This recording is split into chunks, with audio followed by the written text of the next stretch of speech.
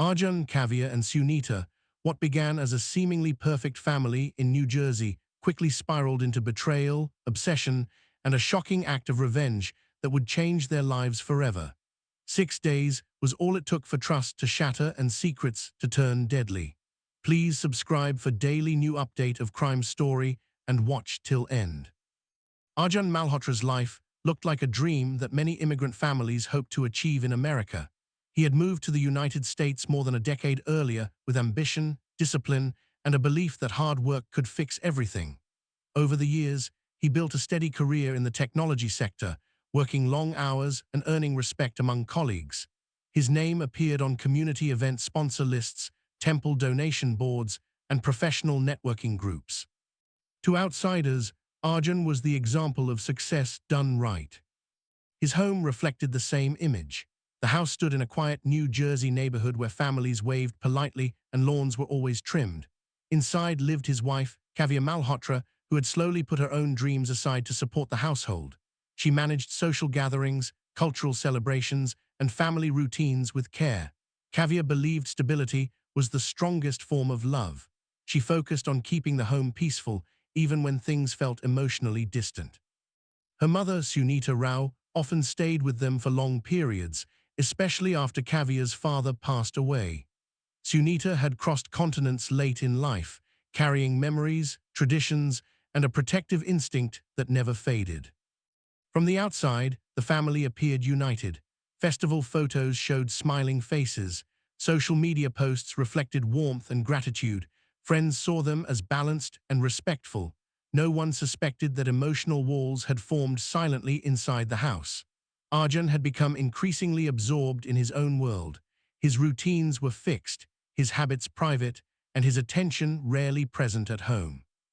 What once felt like dedication slowly turned into absence, but it happened so gradually that it did not raise alarms at first.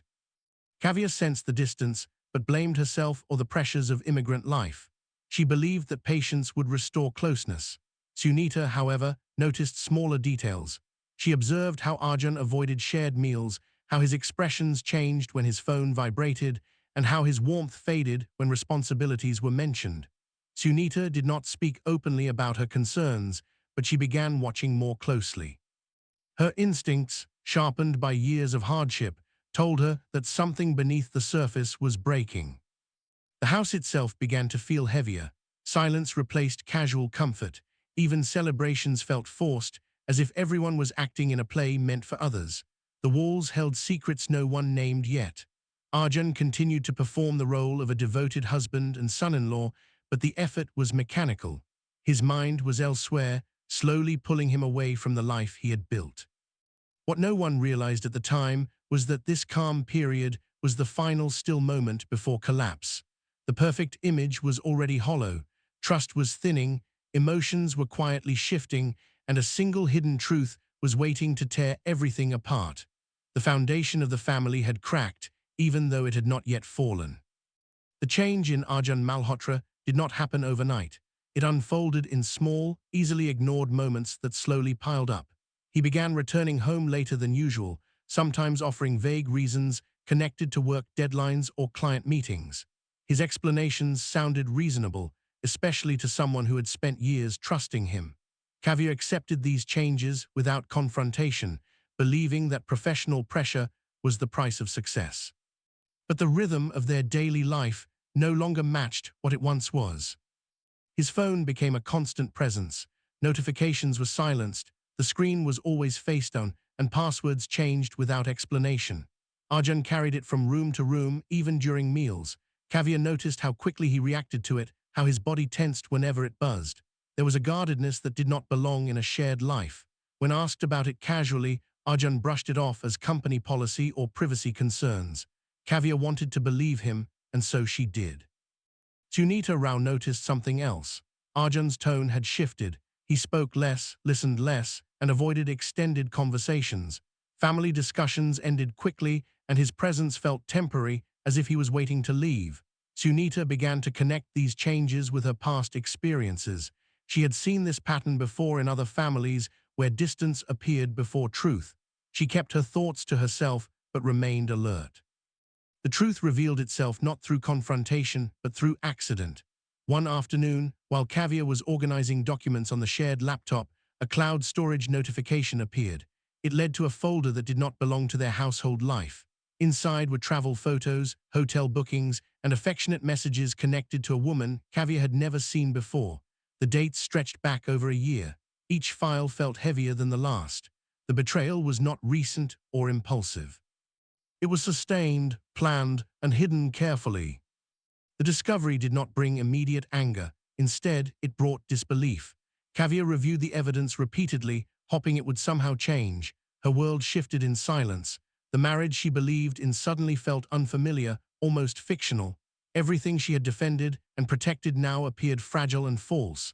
She did not cry at first. Her mind struggled to accept that this life had been running alongside hers without her knowledge. When Sunita learned the truth, her reaction was different. She did not see betrayal as emotional failure, but as moral collapse. To her, Arjun had not only deceived Kavya, but disrespected the sacrifices that had built their family's life in America.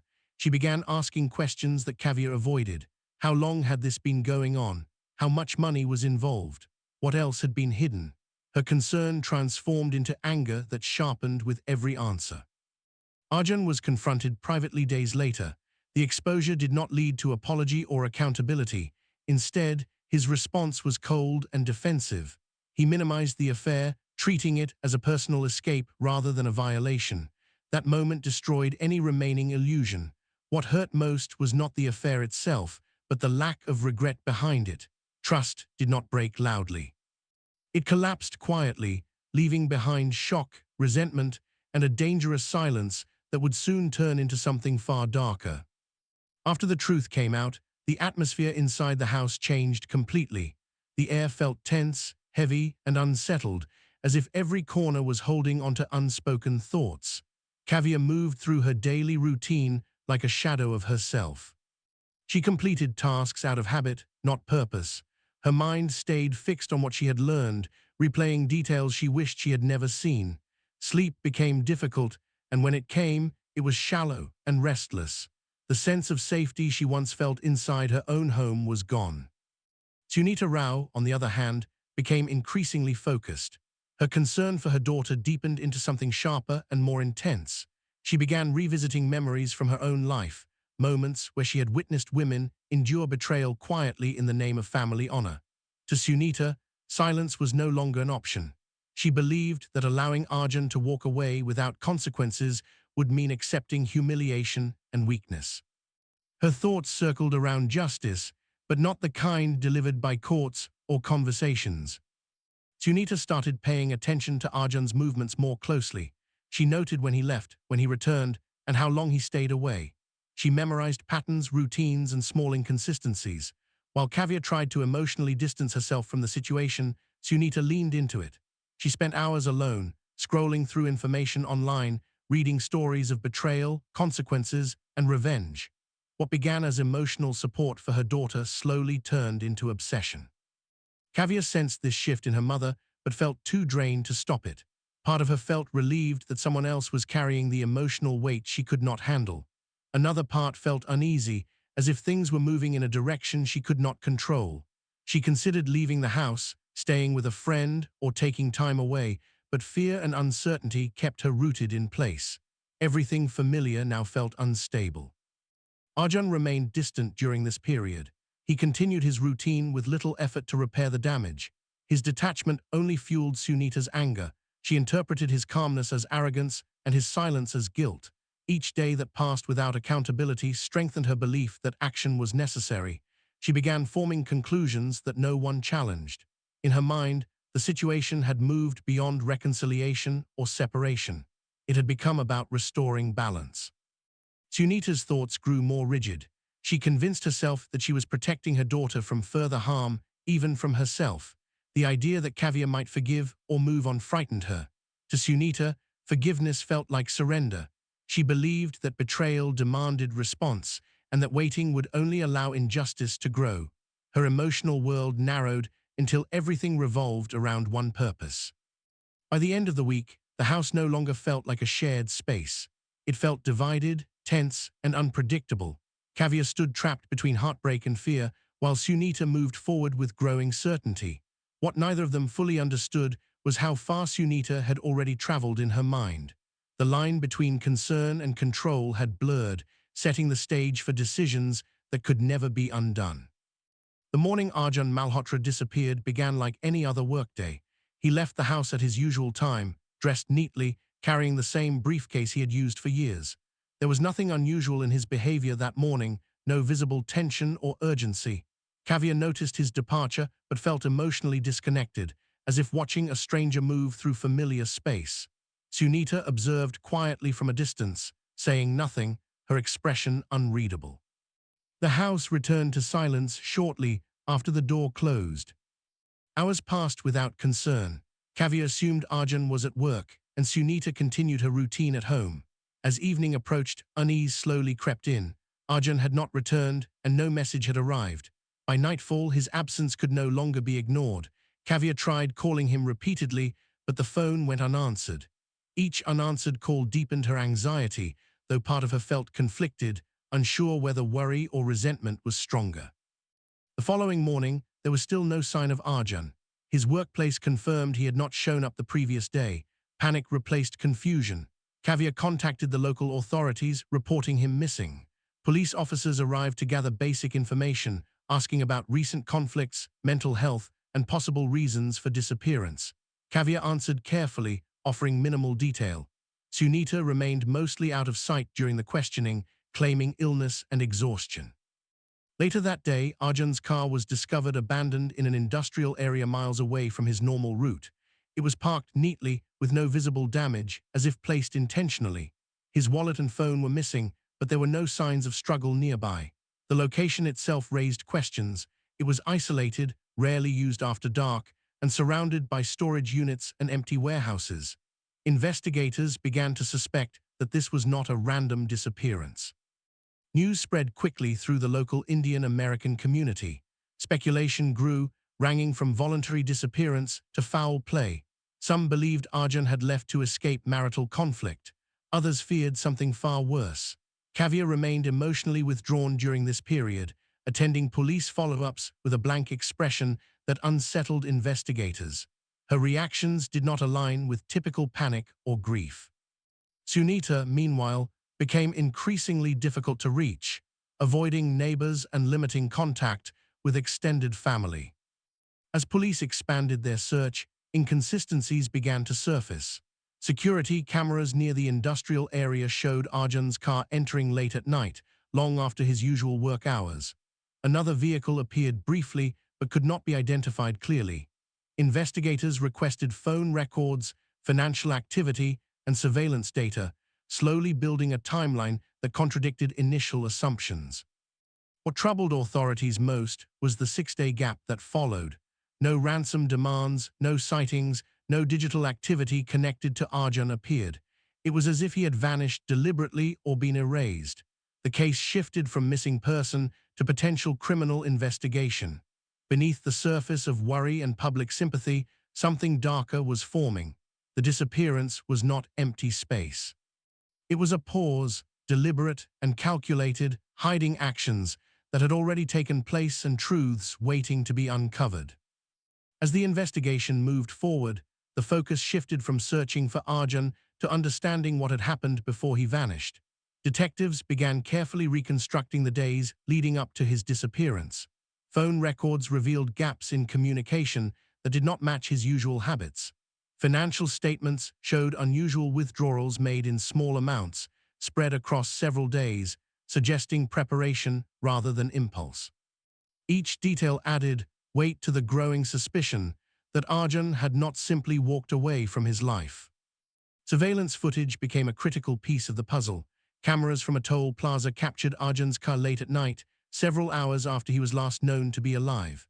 The image quality was poor, but one detail stood out. The driver's posture and build did not match Arjun's. Investigators replayed the footage repeatedly, slowing it down frame by frame. The conclusion was unsettling. Someone else had been behind the wheel. This discovery shifted the case decisively toward foul play. Forensic teams examined the abandoned vehicle more closely. At first glance, the interior appeared clean, almost too clean.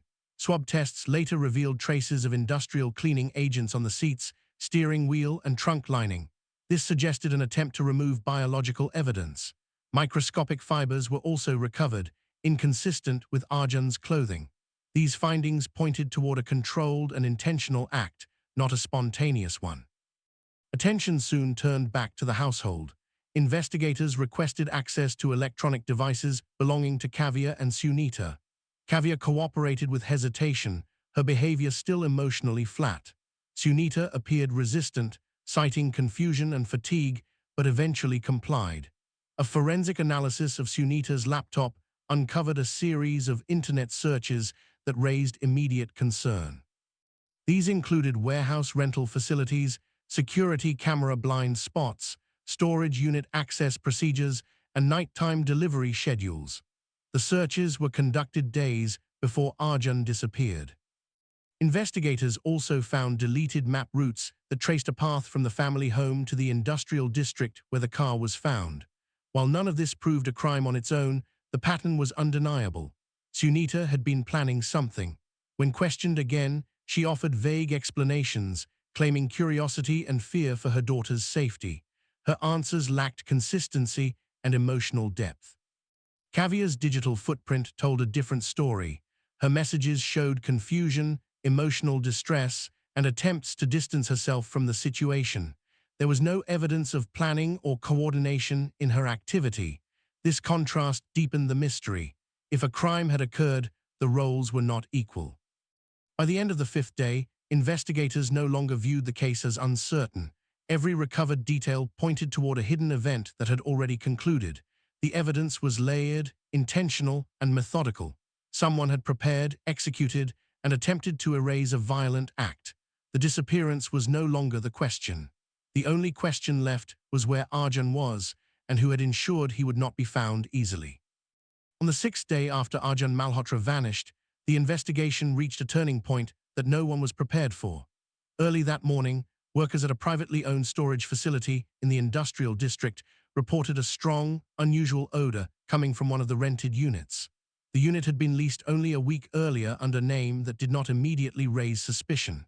When management attempted to access it, they quickly realized something was wrong and contacted authorities. Police arrived and secured the area before opening the unit. Inside, they found evidence that confirmed their worst fears. Arjun's body was discovered sealed and concealed in a manner that showed careful planning rather than panic. The scene revealed restraint marks and signs that the act had occurred shortly after he disappeared. There was no indication of a struggle at the location, suggesting he had been controlled or incapacitated elsewhere before being brought there. The brutality of the act shocked investigators, not because it was chaotic, but because it was organized. Forensic analysis revealed that Arjun had been alive when he was brought to the site, but had not survived long afterward. The cause of death pointed to deliberate actions taken over a short period of time. The lack of defensive injuries suggested he had trusted whoever was with him or had been unable to resist. This detail narrowed the list of suspects dramatically. The crime was personal, not random, and driven by motive rather than opportunity. The storage unit itself told its own story. Cleaning supplies, gloves, plastic sheeting, and tools had been used and then discarded methodically. Surveillance footage from nearby businesses showed limited activity, but one clip captured two figures entering the facility late at night several days earlier. The footage was unclear, yet the timing matched the digital trail already uncovered by investigators. Everything aligned with the same narrow window following Arjun's disappearance. When forensic teams matched fingerprints from the storage unit, the investigation took a decisive turn. Partial prints linked back to Sunita Rao. Additional traces, though fewer, connected to Kavya as well. This discovery sent shockwaves through the investigative team. What initially appeared to be a case of marital conflict had escalated into something far more disturbing.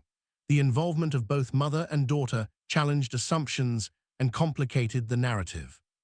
Arrests were made quietly to avoid public unrest. The news spread rapidly once confirmed, sending disbelief through the community. Many struggled to reconcile the image of a protective mother and a reserved wife with the calculated violence uncovered by police. The idea that revenge had been planned and carried out within a family shattered any remaining sense of normalcy surrounding the case. By the end of the sixth day, the truth could no longer be hidden.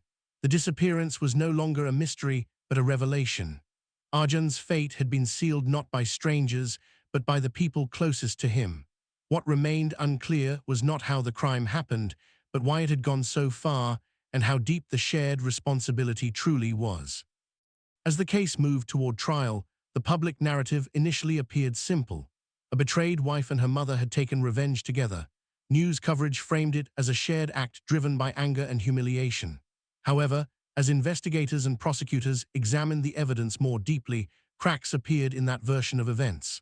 What emerged was a far more complicated and unsettling truth, one that shifted blame and challenged assumptions about guilt and intent. Detailed forensic timelines revealed that many of the critical actions had occurred when Kavya was not present. Surveillance footage, access logs, and digital timestamps showed that Sunita Rao had visited the storage facility alone on multiple occasions. She had arranged the rental, studied the security layout, and managed the logistics with precision. The planning phase pointed overwhelmingly toward a single driving force. Kavya's involvement, while real, appeared fragmented and hesitant rather than committed.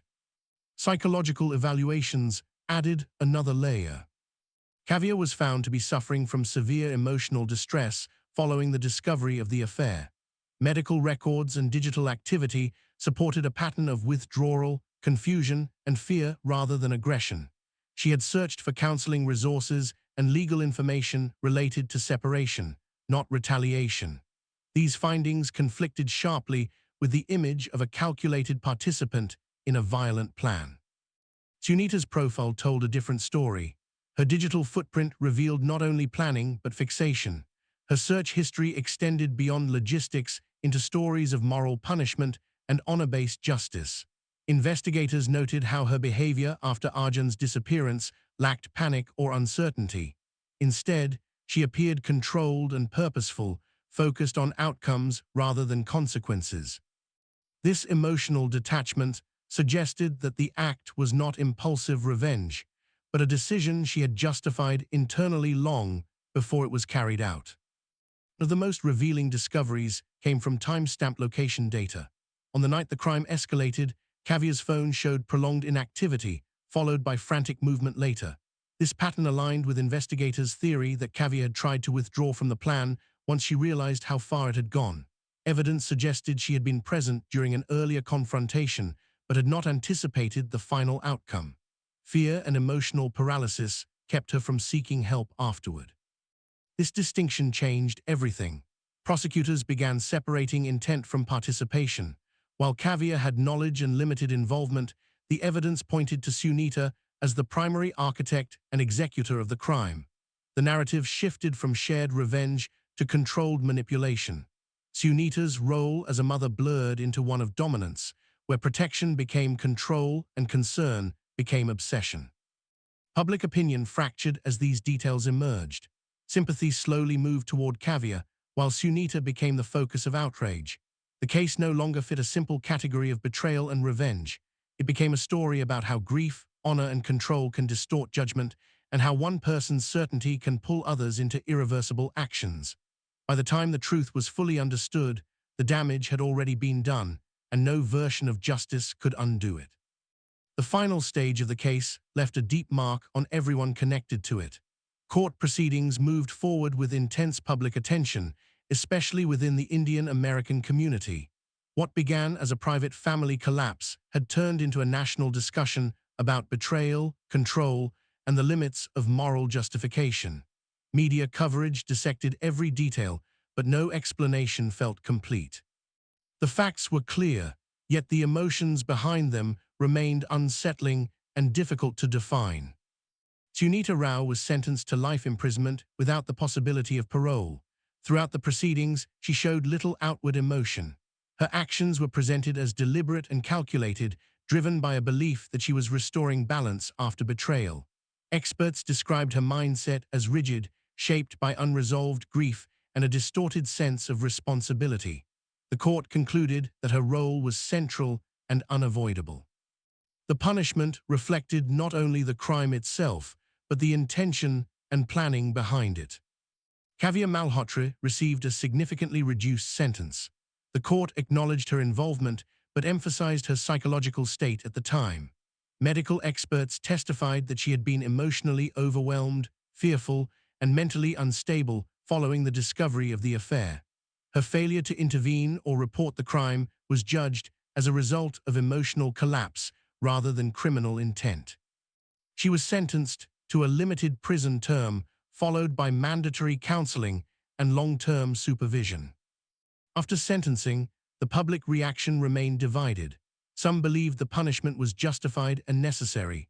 Others questioned whether the legal system could truly measure emotional influence and control within family dynamics. The case became a reference point in discussions about honor, revenge, and mental health. It challenged stereotypes and forced uncomfortable conversations about how far loyalty and protection can be pushed before they become destructive. The house in New Jersey was eventually sold. New owners moved in without knowing every detail, but neighbors never forgot. For years, the location remained associated with silence and unease. Kavya, after serving her sentence, disappeared from public view. She cut ties with the community and relocated under supervision, choosing anonymity over rebuilding a visible life. Those who once knew her described her as permanently changed, carrying a quiet weight that could not be shared or explained. Arjun Malhotra's story ended without redemption or resolution. His betrayal had set events in motion, but his actions alone did not explain the outcome. The case left behind unanswered questions about responsibility, choice, and the moment where pain turns into violence. It served as a reminder that some crimes are not born from chaos, but from certainty, silence, and decisions made in private. Even years later, the story continues to resurface in documentaries and discussions, not because of its brutality alone, but because it exposes how ordinary lives can hide extraordinary darkness. The revenge lasted only moments, but its consequences stretched across lifetimes, leaving no true winner, only damage that could never be undone.